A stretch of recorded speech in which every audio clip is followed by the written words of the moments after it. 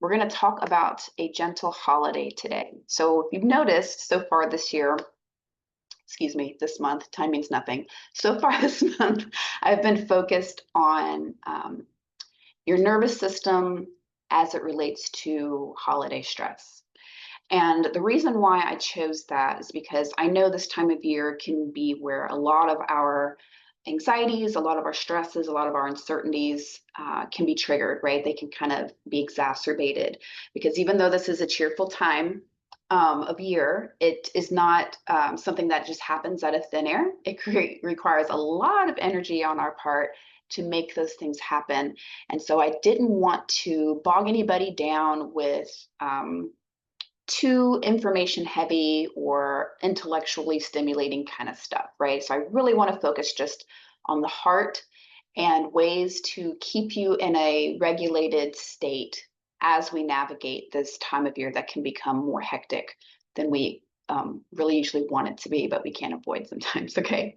So that's the goal for today for sure. It's a gentle holiday.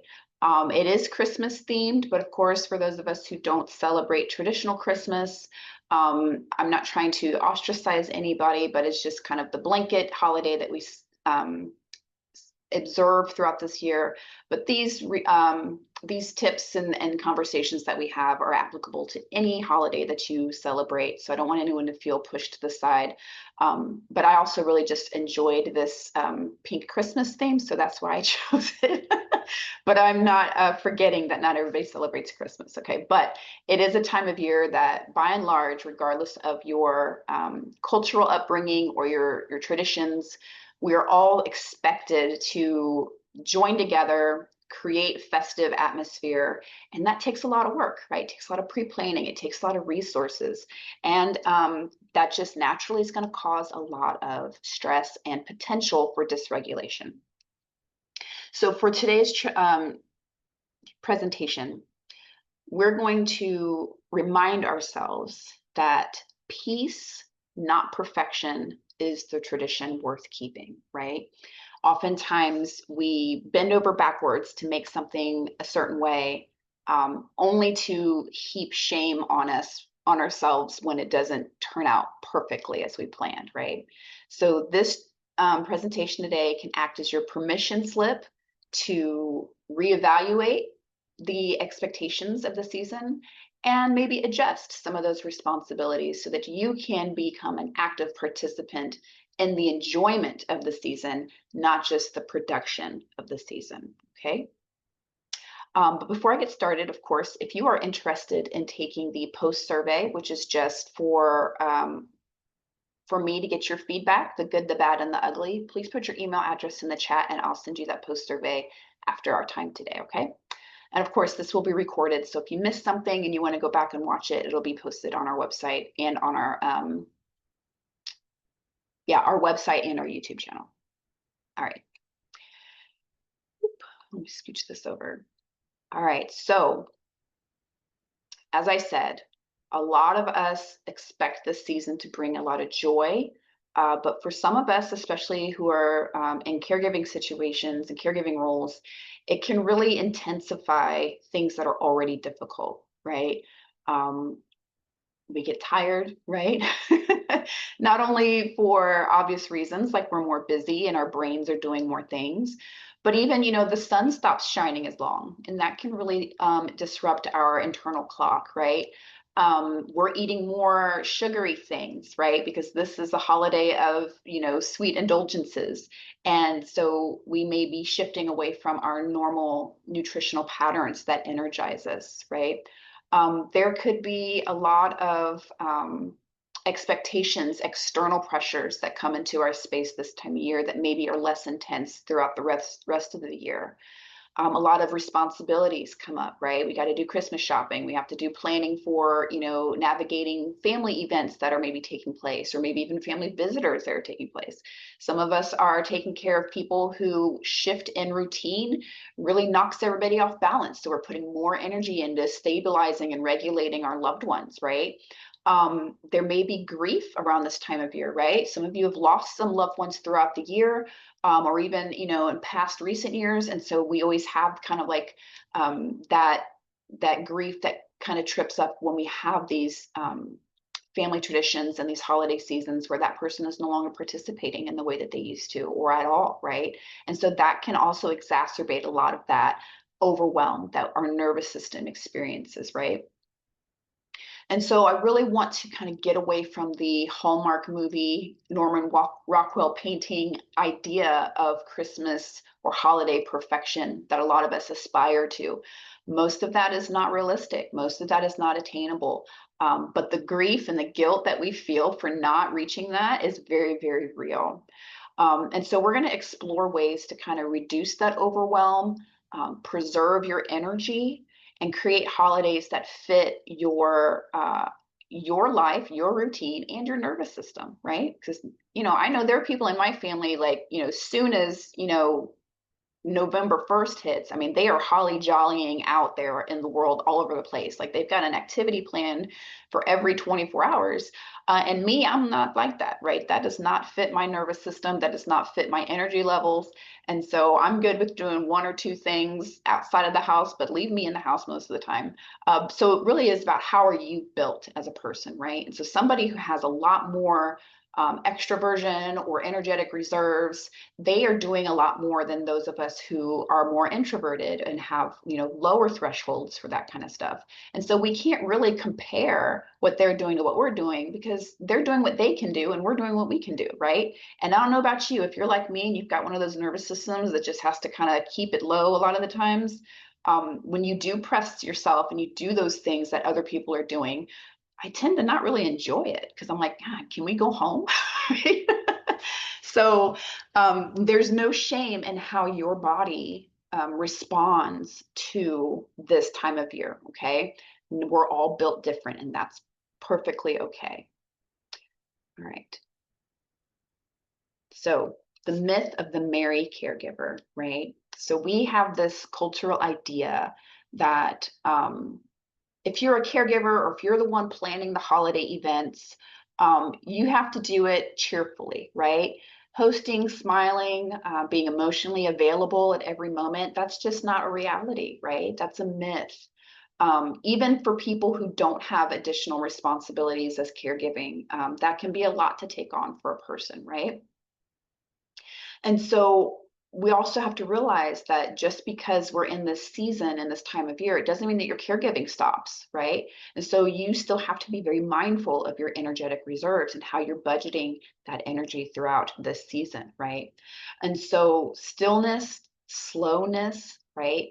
Honest energy, being honest with ourselves, these are still ways that we celebrate, right? We can still be celebratory, especially if you think about this time of year is supposed to be about, love, rest, family memories, really just taking in some time of introspection, right? It doesn't always have to be this external output that we're, kind of conditioned to believe it is, right? So celebrating this time of year doesn't have to be a big explosive to do, right? It can be about reconnecting with yourself, right? Maybe setting boundaries with yourself on how you're going to take time to regulate throughout the year more than you did before, right? So these are all still ways of celebrating, and we don't prove our love through performance, okay?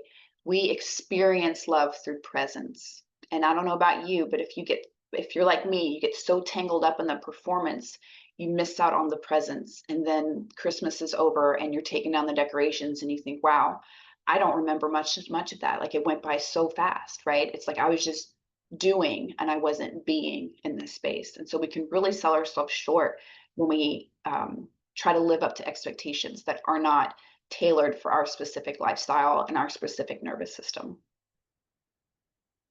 So we don't have to perform joy to be loving.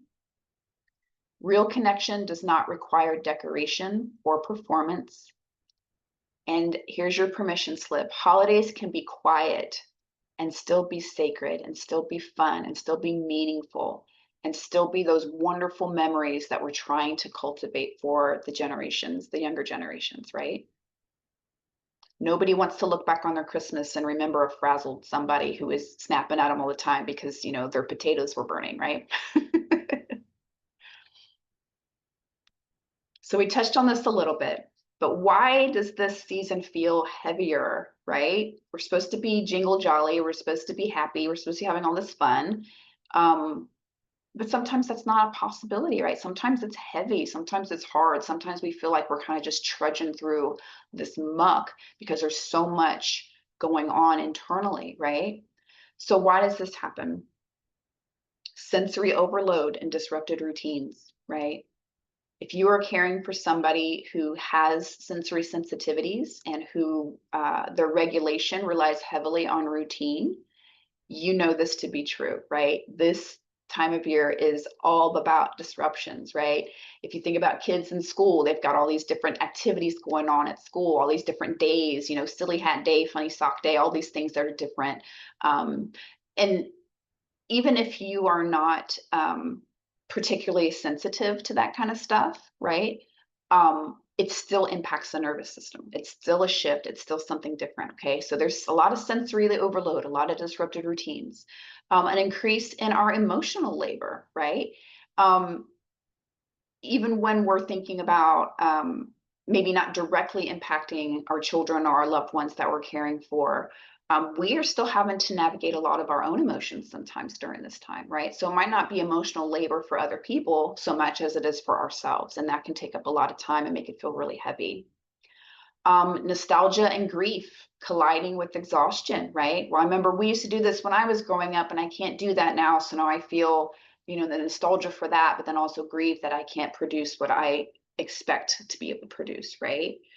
And then you're exhausted on top of that. So your reserves for resilience, your bandwidth for stress is a lot lower. And so that can make it feel heavier. And then again, that tradition, those shoulds, that creates that internal tension. Okay. I know one thing that we did growing up, we would go to my grandparents' house on Christmas Eve, and then we would have Christmas morning at my mom's, you know, at the house with my mom and my dad. And none of us liked going to grandma and grandpa's house. But we would all go anyways, and we'd all complain about it. And I think the complaining was part of the tradition, to be honest with you. But there's that internal tension of obligation and capacity to fulfill those obligations, right? And so there's a lot of discord that can happen internally around this time of year and can make things a lot more difficult to enjoy this time of year, right? So decorations, noise, errands, expectations, this is really hitting your nervous system pretty hard, okay? And so I don't want you to feel as if it's a moral failing if you feel like this time of year is more trouble than it's worth sometimes. That's your nervous system, right? They're overloaded. And so we're getting a lot of stimulation and not as much structure, okay? So it's kind of like go here, go there, go here, go there, right? And your structure is completely shot from what it's normally the rest of the year. And so memories, good or bad, can come up.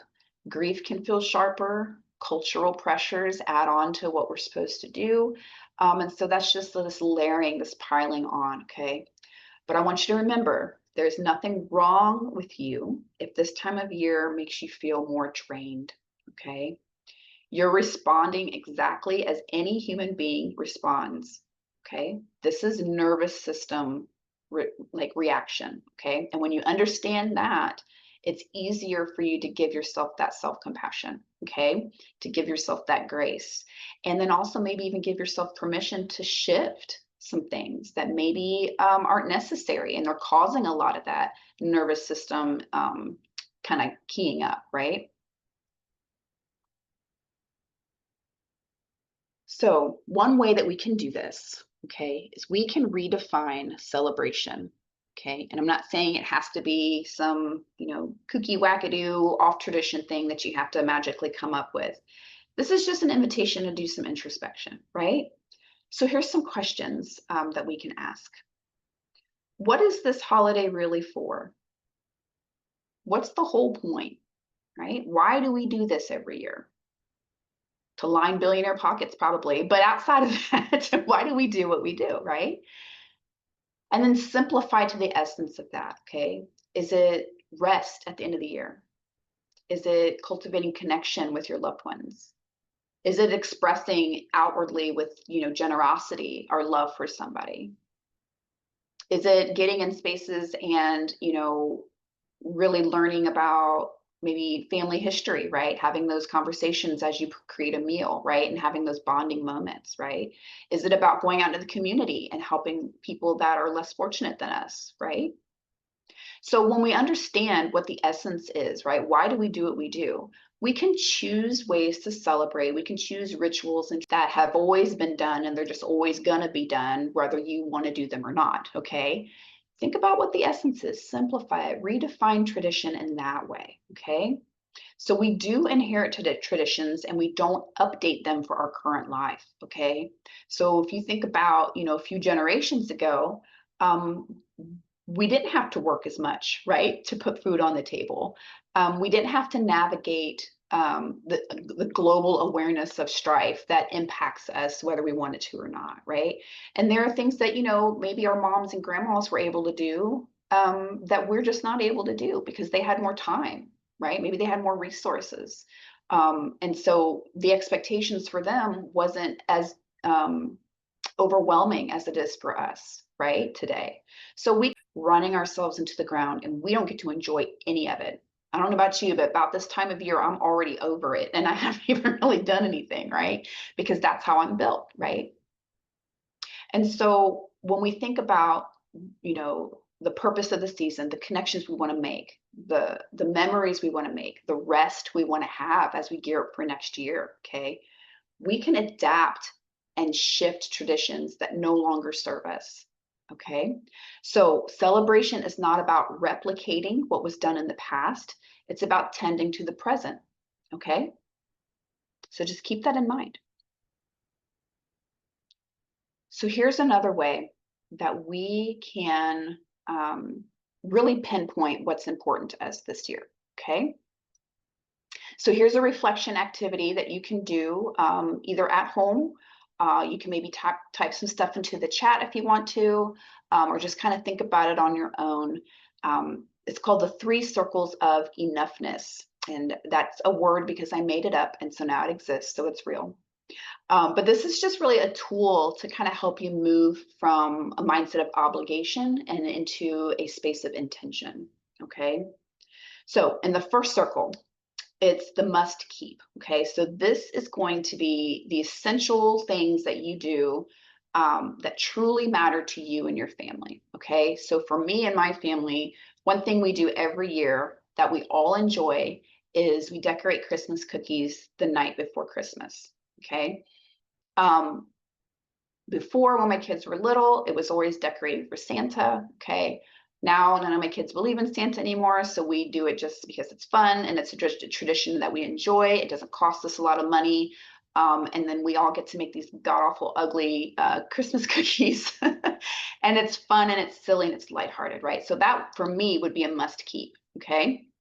So just think about that. What are some things that are really enjoyable and they're replenishing, right? And they make sense for where you are today. Those are must keeps and those are fine.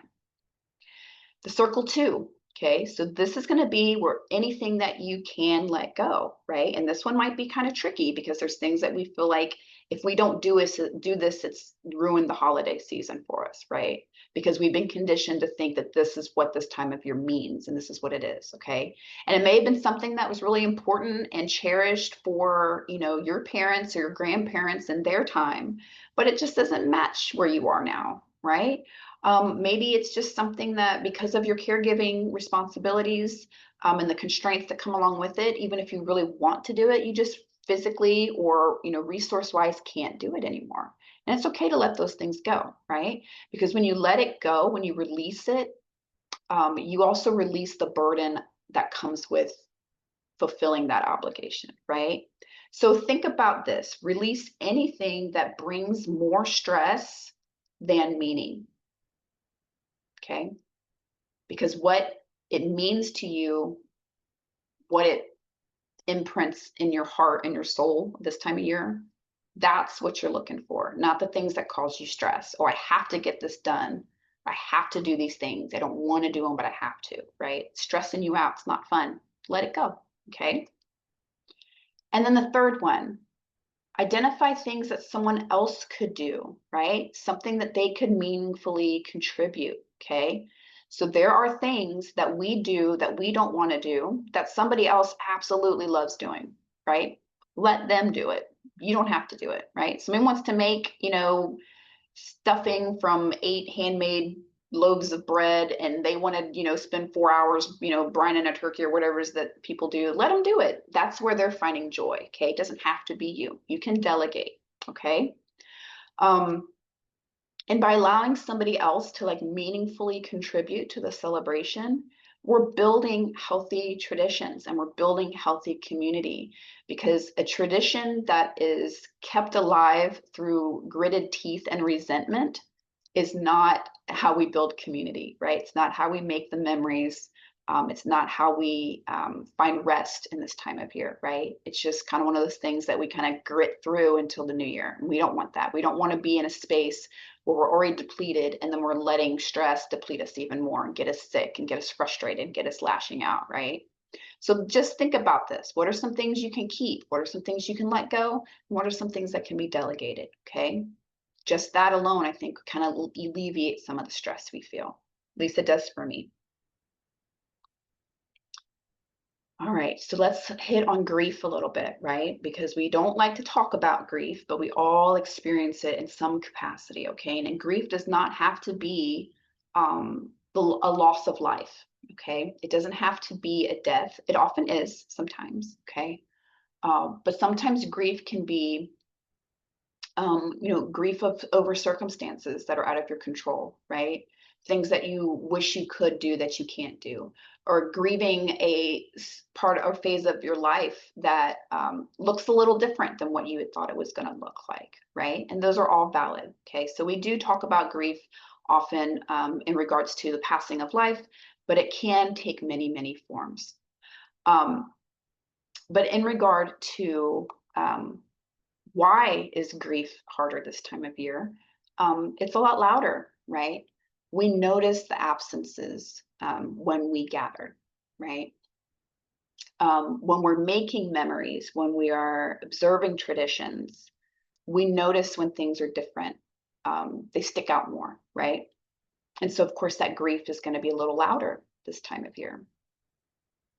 And so we can honor that grief. And when I say honor that grief, I mean, we don't want to stuff it down. We don't want to act like it's not there, that it's not surfacing, okay? Because that just makes it even worse. So we can create moments of remembrance. And this is very, very helpful throughout any stage of grief, but it can definitely be applicable during the holidays. Some people like to, light a candle for a loved one who maybe isn't there, right?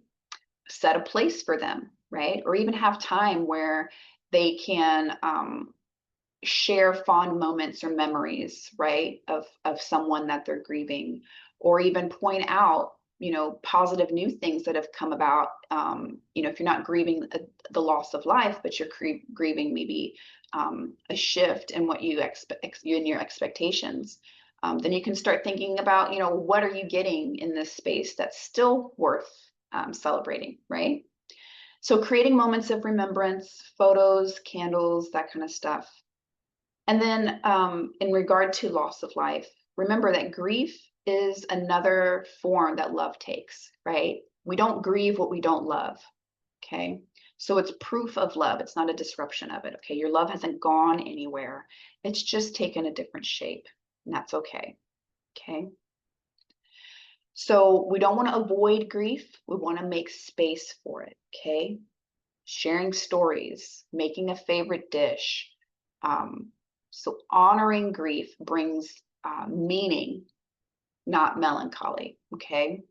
And it can be very bittersweet, but it can still be meaningful and not drag you down, okay?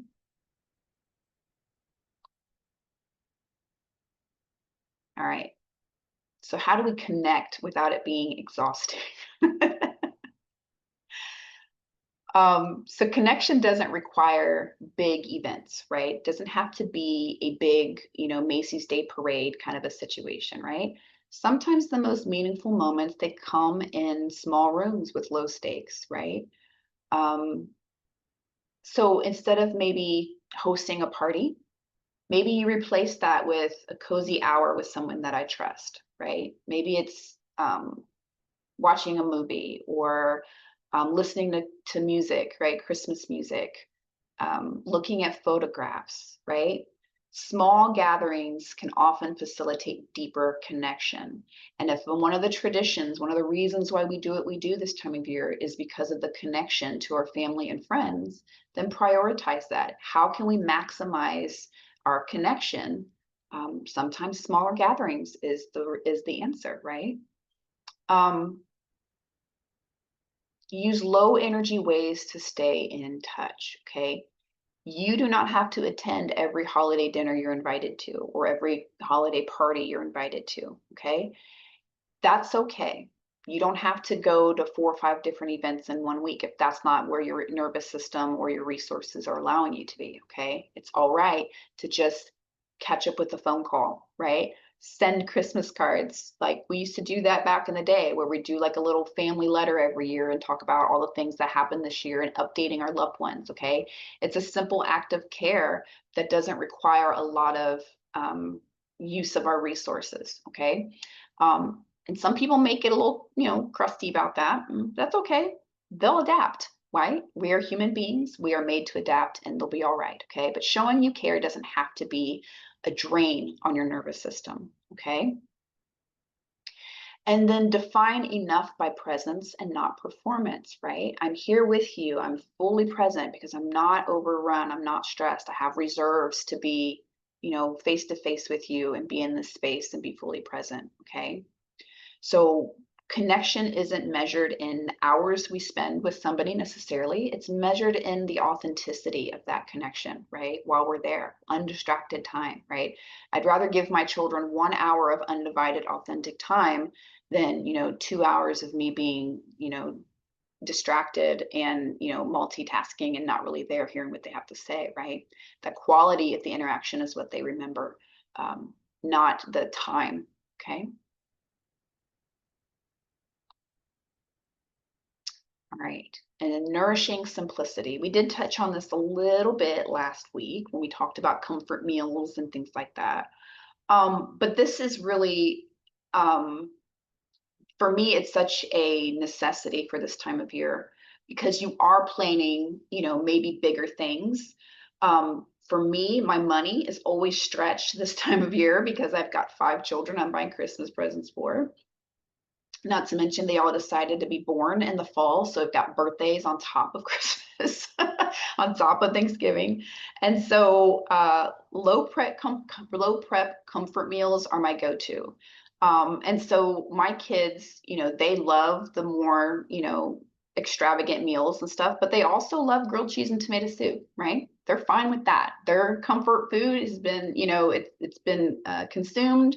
Their nervous systems are happy. And so they don't have to have a big, extravagant meal every day. Okay. So just giving yourself permission to, invest where you can and pull back when you need to. Okay. Not everything has to be 100% all the time. Okay. Gentle lighting, familiar scents, soft music. Okay. What we're aiming for is sensory calm, not spectacle. And I'm not saying take down your flashing lights. Okay. If you want those, you can have those. But again, just be mindful, right? Simplicity can be very, very powerful. Okay. It doesn't have to be grandiose, right? Your nervous system doesn't need a holiday extravaganza. It needs grounding. Okay. So simplicity can be surprisingly nourishing. Okay. So just, light a candle or a bowl of soup, right? Or even just like a clean corner in the room that feels safe to you, right? That's kind of away from that chaos. We want to give ourselves intentional spaces to kind of drop the register and recalibrate, right? So that we're not constantly hitting that space of go, go, go, do, do, do, right? So sensory calm is a gift to yourself, right? But also for those around you, right? Because we've all been in those spaces where we're not very nice. And it's because we're overwhelmed and we're stressed, right? And we need that space. So by being mindful and intentional about giving ourselves moments to kind of come back down and recalibrate, that's good for you and everyone that you interact with this time of year. Okay. So just be mindful. It's an investment in yourself for sure, But if that makes you uncomfortable, it's an investment in how you show up for other people. Okay, so allow yourself that time to recalibrate.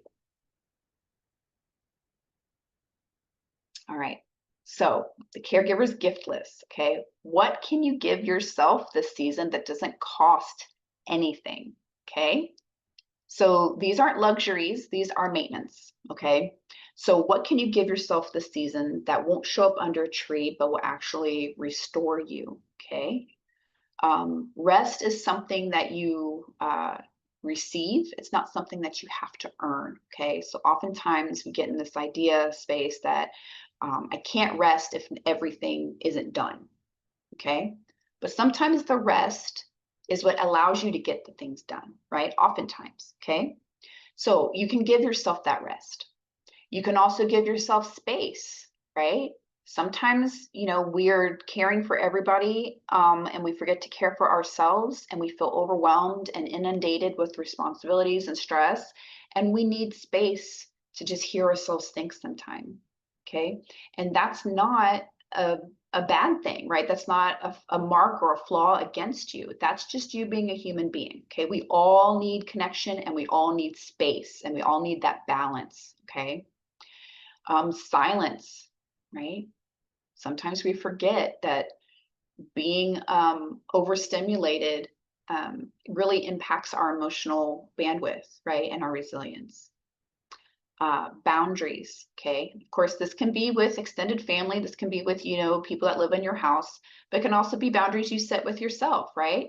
Like, no, Jenny, if you say yes to this, you're going to wish you didn't, right? And you're going to be mad at yourself for saying yes. So sometimes we have to maintain our own boundaries with ourselves, okay? And then gentleness, right? You can give yourself gentleness. You can give yourself compassion. You can give yourself permission to breathe. These are gifts that you're giving to yourself that don't cost anything, okay? But it'll allow you to experience this time of year with a different flavor and a different, just allowing it to be a restorative experience for you and not a depleting one. All right, so here is a reflection exercise for you for your gentle holiday plan. Okay, so this is a chance to create a realistic plan. Okay, a plan that honors your body, your bandwidth, and your boundaries. Okay, so you can again write this down, or you can just think to yourself, but just think, what will I keep this season? What will I release? And for me, the most important question, what will I invite in? Okay. Is it compassion? Is it self-compassion, right? Is it permission? Is it being able to enjoy things that really mean something to you and aren't just a repetition of what it meant to somebody else in the past?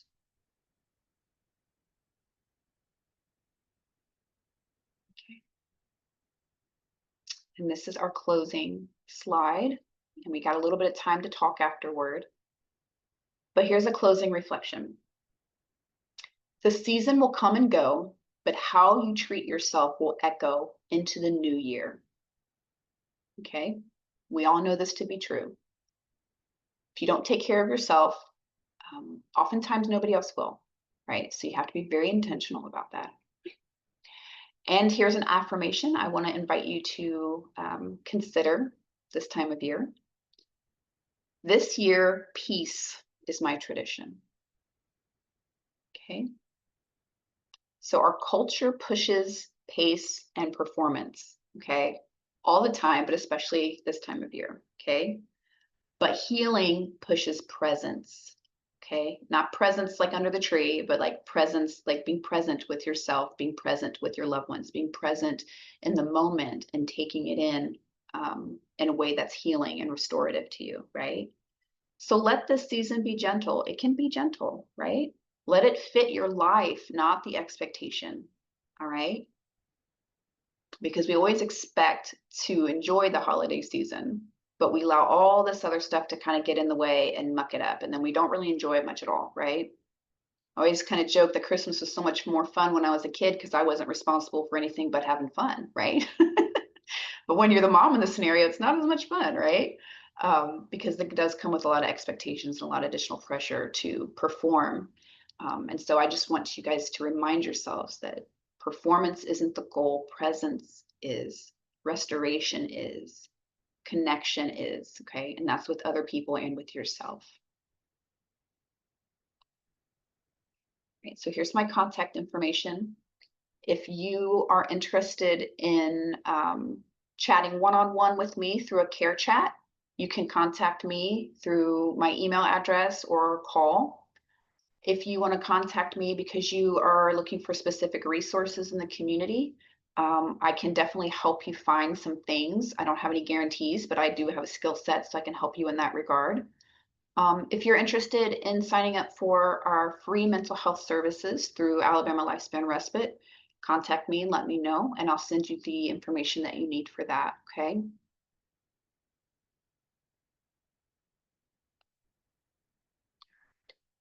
So now,